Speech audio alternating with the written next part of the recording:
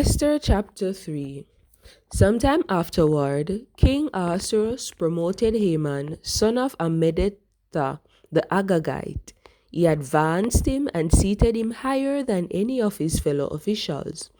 All the king's courtiers in the palace gate knelt and bowed low to Haman, for such was the king's order concerning him. But Mordechai would not kneel or bow low.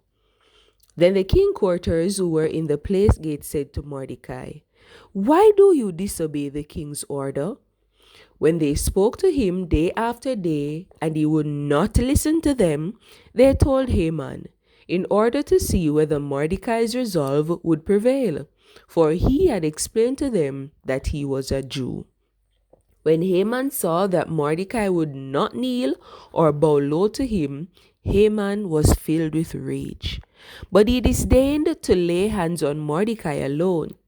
Having been told who Mordecai's people were, Haman plotted to do away with all the Jews, Mordecai's people, throughout the kingdom of Ahasuerus. In the first month, that is, the month of Nisan, in the 12th year of King Ahasuerus, which means the lot, was cast before Haman concerning every day and every month, until it fell on the 12th month, that is, the month of Adar. Haman then said to King Ahasuerus, "There is a certain people scattered and dispersed among the other peoples in all the provinces of your realm, whose laws are different from those of any other people, and who do not obey the king's laws, and it is not in your majesty's interest to tolerate them. If it please your majesty, let an edict be drawn for their destruction, and I will pay 10,000 talents of silver to the stewards for deposit in the royal treasury." Thereupon the king removed his signet ring from his hand and gave it to Haman, son of Hammedatha the Agagite, the foe of the Jews. And the king said, "The money and the people are yours to do with as you see fit."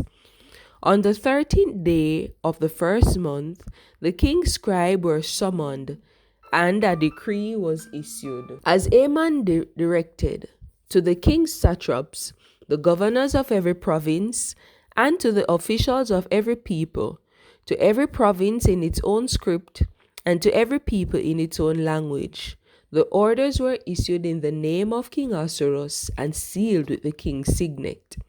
Accordingly, written instructions were dispatched by couriers to all the king's provinces to destroy, massacre, and exterminate all the Jews, young and old, children and women, on a single day, on the 13th day of the 12th month, that is, the month of Adar, and to plunder their possessions. The text of the document was to the effect that a law should be proclaimed in every single province. It was to be publicly displayed to all the peoples so that they might be ready for that day. The couriers went out post haste on the royal mission, and the decree was proclaimed in the fortress Shushan. The king and Haman sat down to feast, but the city of Shushan was dumbfounded.